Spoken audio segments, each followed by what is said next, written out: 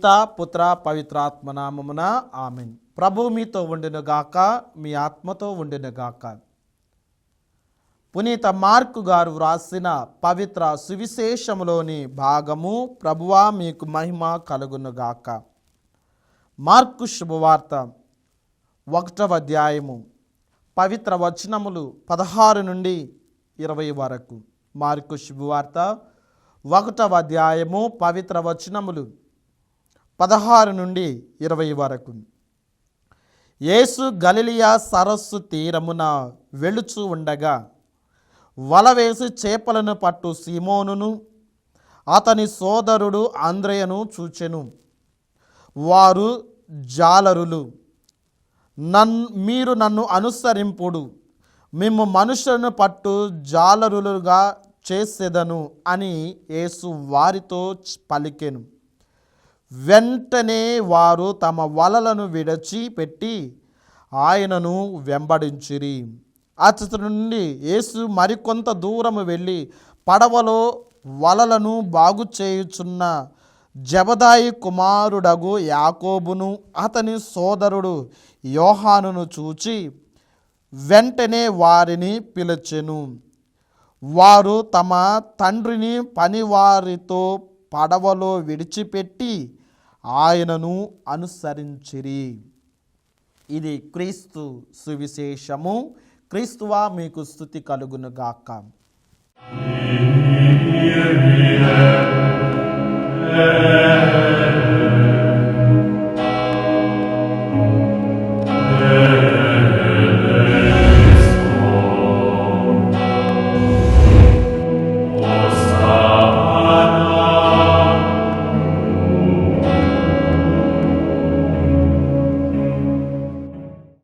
క్రీస్తునాథుని యందు ప్రియ సహోదరి సహోదరులారా, దివ్యవాణి ప్రేక్షకులారా, మరి ముఖ్యముగా క్రీస్తు సందేశమును ఆలకిస్తూ వీక్షిస్తూ ఉన్న ప్రియ దేవుని బిడ్డలారా, మీ అందరికీ ప్రభు అయిన యేసు క్రీస్తు అతి పరిశుద్ధ దివ్య నామములో శుభాభివందనములు తెలియజేస్తూ ఉన్నాం. ప్రియులారా, ఈరోజు మనం ఆలకించినటువంటి సువిశేష పఠనము ద్వారా ఒక క్రొత్త అంశంలోనికి మనం ధ్యానం చేస్తూ ఆ క్రొత్త అంశాన్ని క్రొత్త కోణములో ధ్యానం చేయటానికి ఈరోజు ప్రయాసపడదాం. కాబట్టి ఈ రోజున మనం ధ్యానిస్తూ ఉన్నటువంటి అంశము దేవునితో కలిసి క్రొత్త ప్రయాణం. దేవునితో కలిసి క్రొత్త ప్రయాణం. ప్రియ విశ్వాసులారా, మనందరము కూడా మానవ ఈ జీవితములో సంతోషముగా ఉండాలి అని క్రొత్త ఆశలతో క్రొత్త ప్రణాళికలతో మనం అడుగులు వేస్తూ ఉంటాం.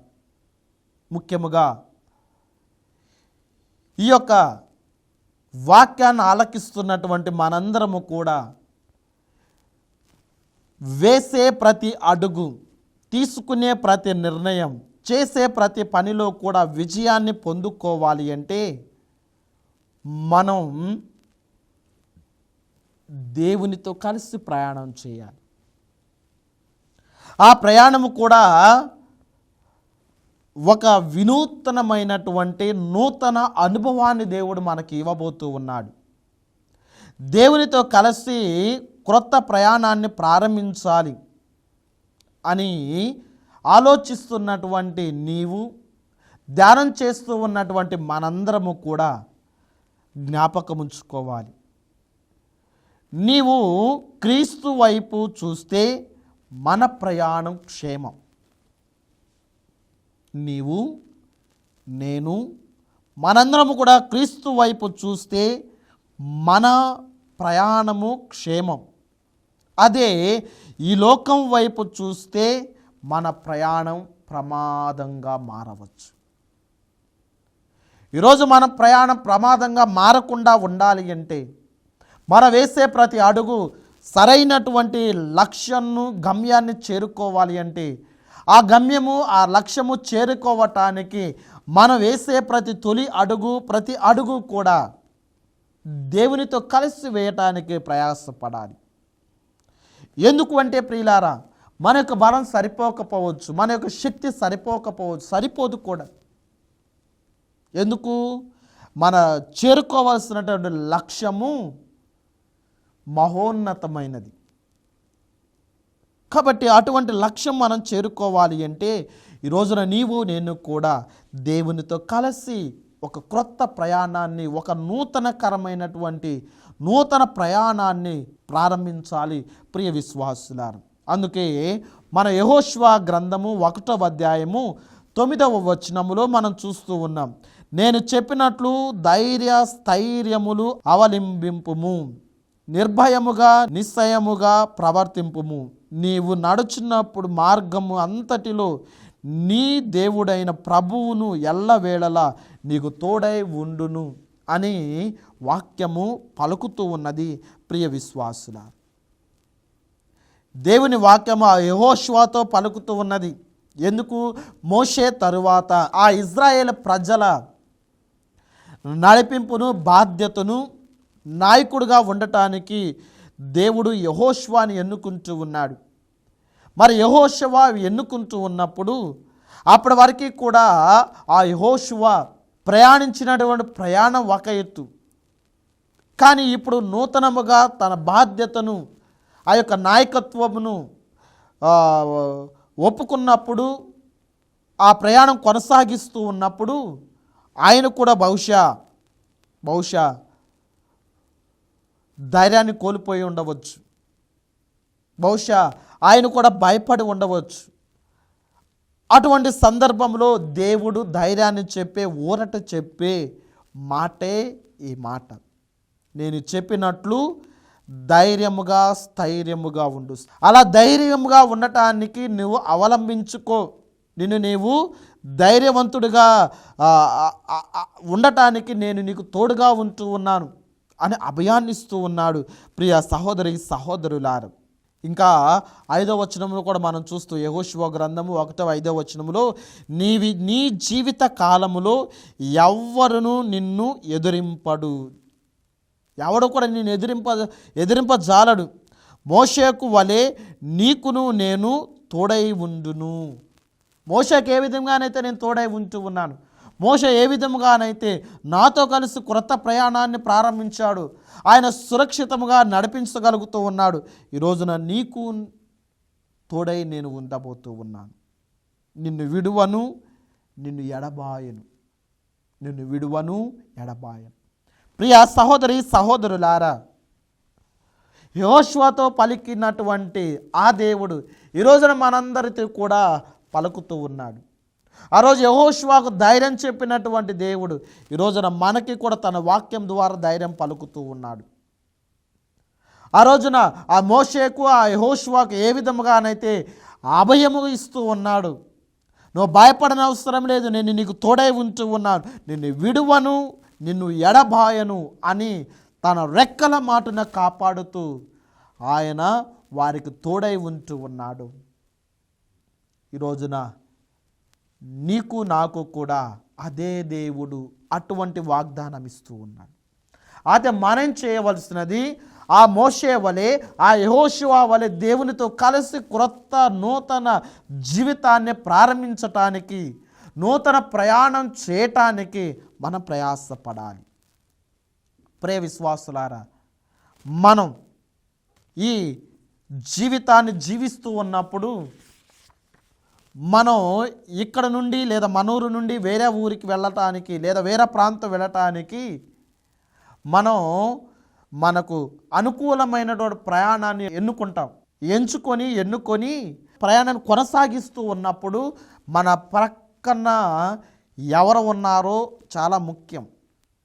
మంచి వాళ్ళు ఉన్నారనుకోండి, ఆ ప్రయాణం సాఫీగా సాగిద్ది. ఎప్పుడు ఈ ప్రయాణం ముగుస్తుందా అని బాధపడతాం. ఎందుకు? మన ప్రక్కన ఉన్నటువంటి వారు అంత ప్రమాదకరంగా ఉన్నారు కాబట్టి.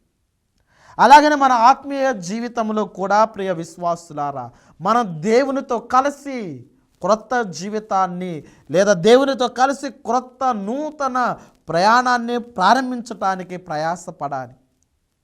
అప్పుడే మనం సురక్షితముగా గమ్యస్థానం చేరగలము.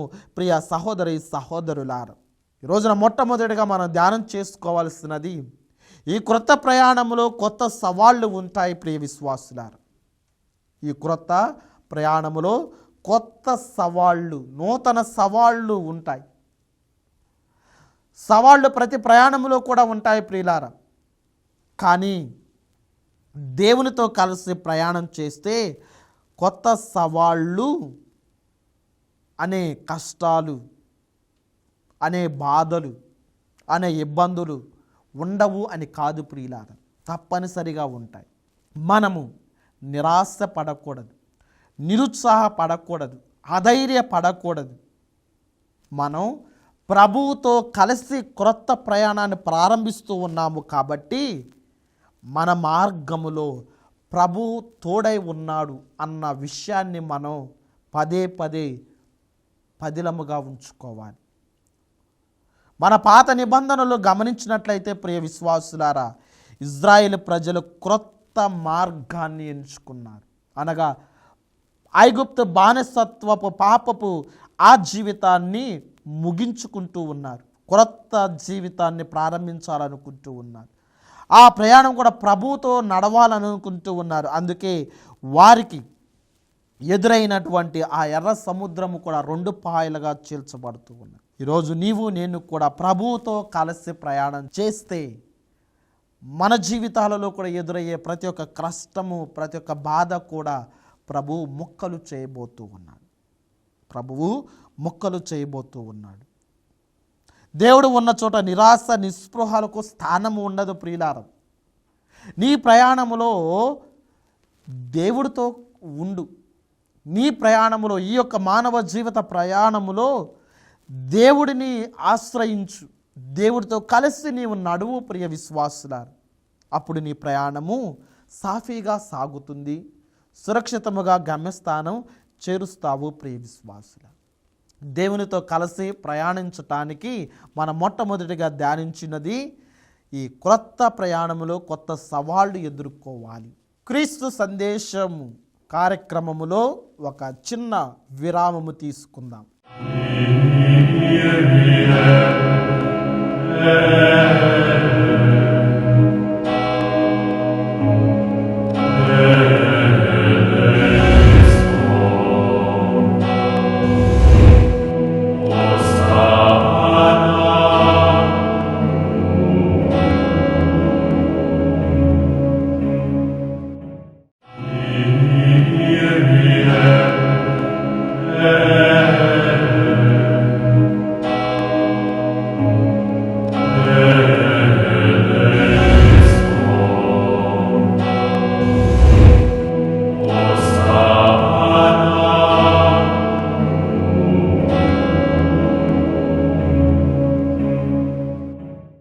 క్రీస్తు సందేశం కార్యక్రమానికి తిరిగి స్వాగతం. రెండవది ప్రియ విశ్వాసులారా, దేవుని వాక్కు మనకు దిక్చూచి లాంటిది. దిక్చూచి ఏం చేస్తూ ఉంది? ఎటు వెళ్ళాలో, ఏ మార్గములో వెళితే నీ గమ్యాన్ని చేరతావో ఆ దిక్చూచిని ఆధారంగా చేసుకొని మనం వెళతాము ప్రియులారా. ప్రస్తుత రోజులలో మనం ఎక్కడి నుంచి ఎక్కడికైనా వెళ్ళాలి అంటే గూగుల్ మ్యాప్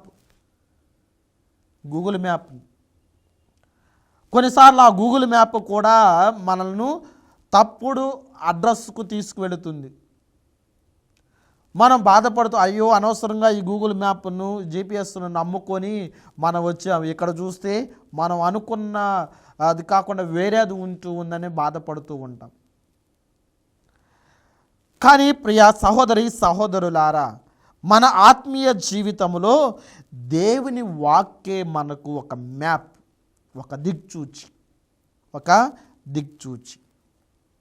వాక్యం అంటుంది, కీర్తనాకారుడు అంటున్నాడు ప్రియులారా, మనందరికీ తెలిసిన వాక్యమే. కీర్తన 119, 105 వచనములో, నీ వాక్యము నా పాదములకు దీపము, నా త్రోవకు వెలుగు. నీ వాక్యము నా పాదములకు దీపము. దీపము చూడండి ప్రియ విశ్వాసులారా, చీకటిని పారద్రోలుస్తుంది, మనలను చీకటిలో నడిచే విధముగా చేయదు. మనల్ని సురక్షితంగా ధైర్యముగా మన ప్రయాణాన్ని కొనసాగించటానికి ఆ వెలుగు మనకు ఉపయోగపడుతుంది ప్రియ విశ్వాసులారా. మరి ఈ నూతన సంవత్సరపు రోజులలో ఉన్నటువంటి మనము కూడా క్రొత్త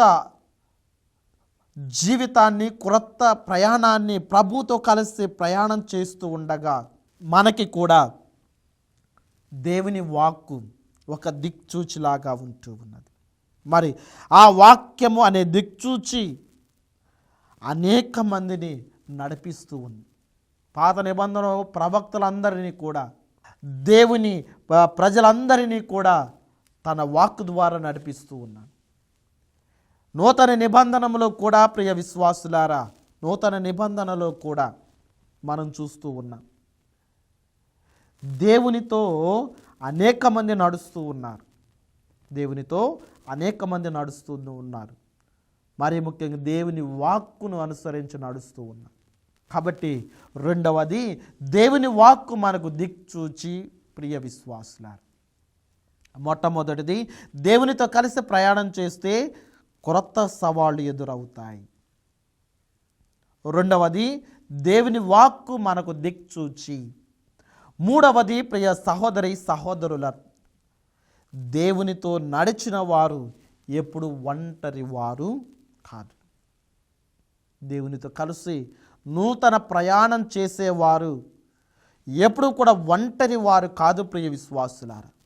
మనం లూకా శుభవార్త 24వ అధ్యాయం 13వ వచనములో మనం చదువుతూ ఉన్నాం ప్రియ విశ్వాసులారా. ఎమ్మావు మార్గములో 2 శిష్యులు అంతా అయిపోయింది, మేము ఒంటరి వాళ్ళము, మా ఒంటరి బ్రతుకులు అని బాధతో వారు యెరూషలేము నుండి 7 మైళ్ళ దూరం ఉన్నటువంటి ఆ ఎమ్మావుకి వాళ్ళు నడుచుకుంటూ పోతూ ఉన్నారు.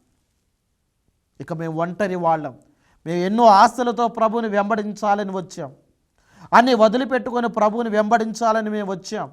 కానీ ఇక్కడ యేసు ప్రభువునే వారు సిలువ వేశారు, మేము ఒంటరి వాళ్ళం అయిపోయాం, నా అనుకున్న వాళ్ళు ఎవరూ కూడా లేరు, మా పరిస్థితి ఏమిటి, మా యొక్క భవిష్యత్తు ఏమిటి అని వాళ్ళు ఎంతో బాధతో అడుగులు వేస్తూ ఉన్నారు. ఎక్కడి నుండి? యెరూషలేము నుండి ఆ ఎమ్మావు మార్గమునకు ప్రియ సహోదరి సహోదరులారా. కానీ ఆశ్చర్యకరముగా, అద్భుత రీతిగా వారి వెంట యేసు ప్రభు నడుస్తూ ఉన్నాడు.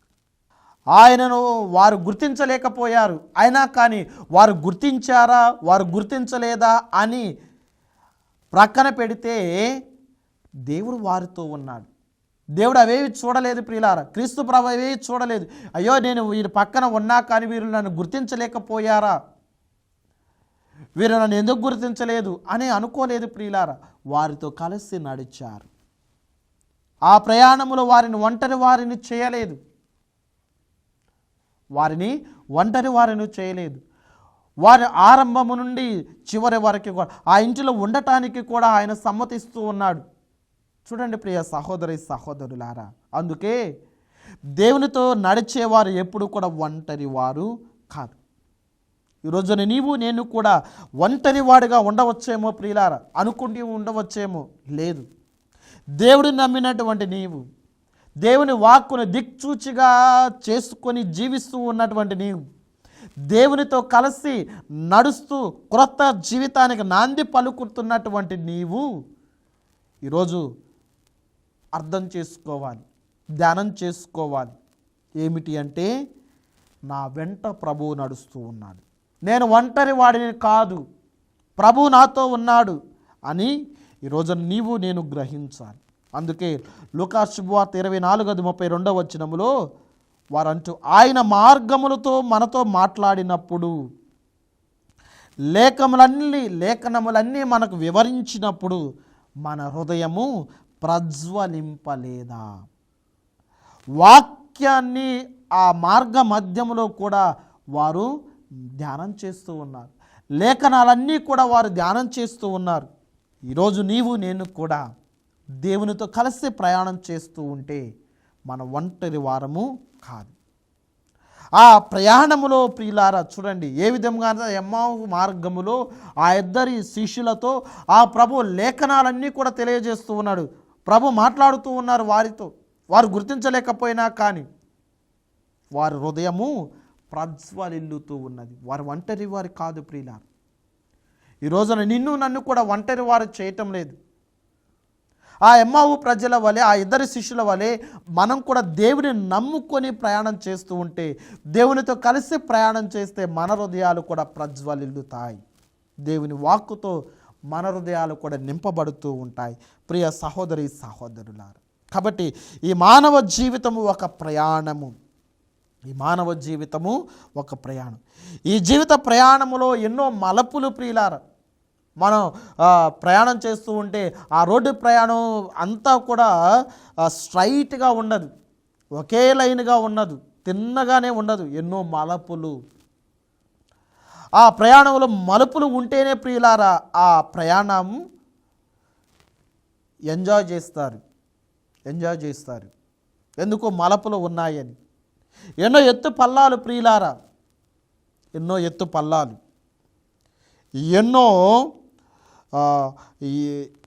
ఎన్నో విధాలుగా అనుభూతిని పొందుకుంటారు ఆ ప్రయాణం.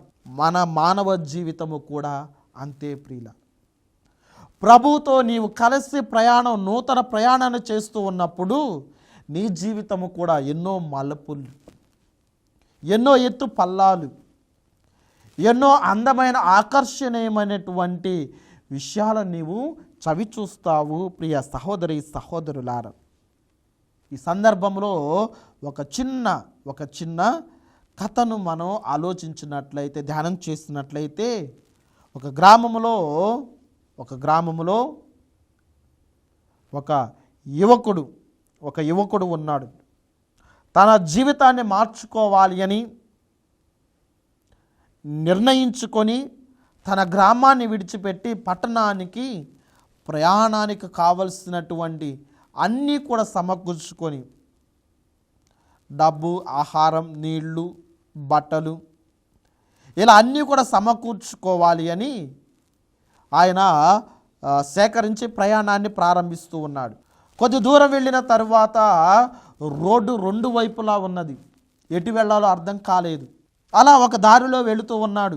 ఇదే సరైన దారి అని ఆయనకు అర్థం కాక ఒక పెద్ద మనిషిని అడుగుతూ ఉన్నాడు, అయ్యా పట్నం ఎటు పోవాలి? ఆ పెద్ద మనిషి అంటూ ఉన్నాడు, ఎందుకు? నేను పట్నం వెళ్ళాలనుకుంటున్నాను, నా జీవితాన్ని మార్చుకోవాలనుకుంటూ ఉన్నాను. నాతో పాటు ఇగో ఇవన్నీ తీసుకువెళుతూ ఉన్నాను, డబ్బు తీసుకువెళుతున్నాను, ఆహారం తీసుకువెళుతున్నాను, నీళ్లు తీసుకెళ్తున్నాను, బట్టలు అన్నీ తీసుకువెళుతున్నాను. అప్పుడు ఆ పెద్ద వ్యక్తి అంటూ ఉన్నాడు, వీటన్నిటికంటే ముఖ్యముగా దేవుడిని తీసుకువెళ్ళు. ప్రియ విశ్వాసులారా, అతని దగ్గర ఉన్నటువంటి డబ్బు ఆ మార్గాన్ని చూపలేకపోయింది, ఆహారము చూపలేకపోయింది, నీళ్లు చూపలేకపోతూ ఉన్నాయి. కానీ దేవుడు చూపుతూ ఉంటాడు. ఇవన్నీ ఆ ప్రభుతో కలిసి నడవటానికి ఉపయోగపడతాయి, కానీ అవే మనకు ఆధారము కాదు ప్రియ విశ్వాసులారు. అవే మనకు మార్గచూపరి కాదు. మన జీవితంలో కూడా చదువు ఉండవచ్చు, డబ్బు ఉండవచ్చు, ఉద్యోగం ఉండవచ్చు, పేరు ప్రతిష్టలు ఉండవచ్చు, అందచందాలు ఉండవచ్చు, బంధు బలగాలు ఉండవచ్చు. కానీ దేవుడు మన జీవితంలో లేకపోతే, మన ప్రయాణంలో లేకపోతే, మన ప్రయాణమే మన బ్రతుకే భారముగా మారిపోతుంది. ప్రియ సహోదరి సహోదరులారా, ఈనాటి సువిశేష పట్టణంలో కూడా మీరు నన్ను అనుసరింపుడు అని అనగానే వెంటనే వారు అన్నీ విడిచిపెట్టి క్రొత్త జీవితానికై, ప్రేషిత జీవితానికై వారు బయలుదేరారు శిష్యులు. ప్రియ విశ్వాసులారు, మరి ఈ రోజున మనము కూడా క్రీస్తు ప్రభుతో దేవునితో కలిసి నడవటానికి, దేవునితో కలిసి కొత్త ప్రయాణం ప్రారంభించటానికి ప్రయాసపడదాం. అటువంటి దైవ అనుగ్రహాలు మనందరికీ దయచేయమని మనందరం కూడా ప్రార్థించుకుందాం. ప్రభు మీతో ఉండునుగాక, మీ ఆత్మతో ఉండునుగాక. సర్వశక్తిగల సర్వేశ్వరుడి పిత, పుత్ర, పవిత్ర ఆత్మ దేవుడు మీ అందరినీ దీవించి కాచి కాపాడును గాక. ఆమేన్. పితా పుత్ర పవిత్రాత్మ నామమున ఆమేన్.